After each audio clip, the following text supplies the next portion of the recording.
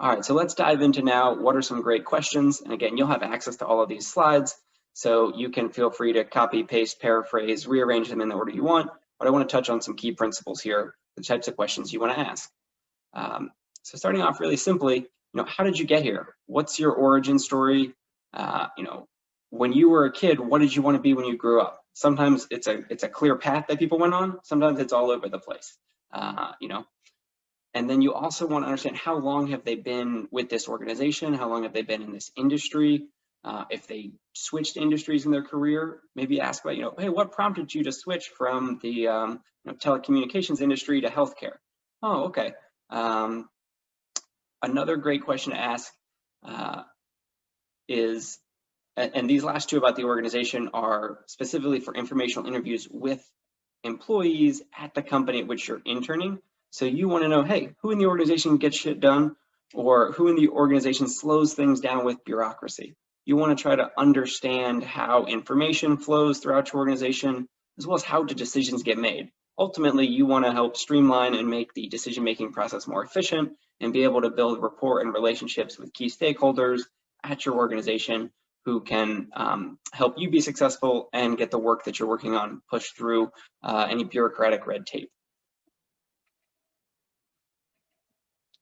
So some additional questions. I think the first one here is really important. Like, what else do you wish you knew before you started out in this industry? Like, I'm getting ready to get my feet wet into this industry. I've got my first internship working at this type of a company.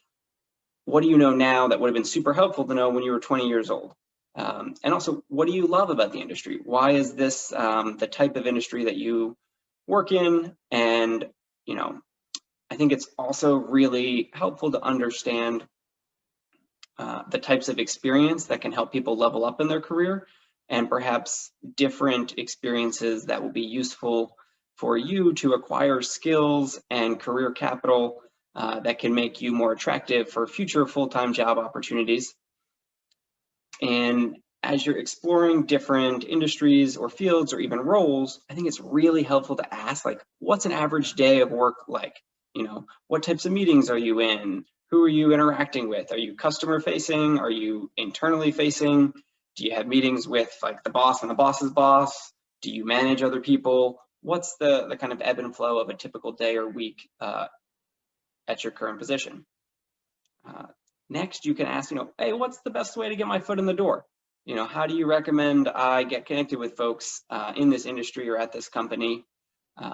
I think it's also important to ask about how does work impact your life outside of the office? If you are a ER surgeon, probably on call a lot, you sleep strange hours, it's very different than a government employee who works 8:30 to 4:30 and goes home at 4:31 every day.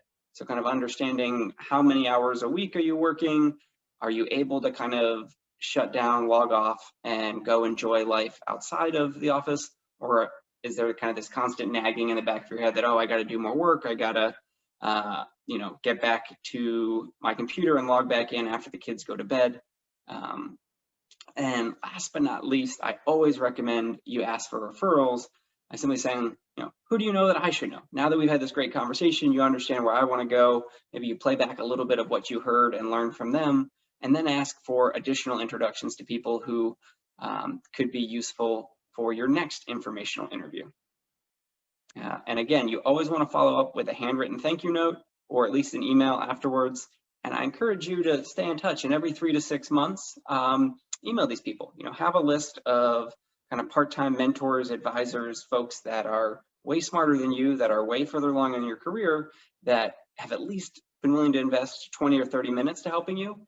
That means they're probably pretty likely that if in 3 to 6 months you have another question, or you're thinking about a different role, or you want to weigh 2 different job opportunities you have for after college, then perhaps they can be somebody who will help you kind of weigh the pros and cons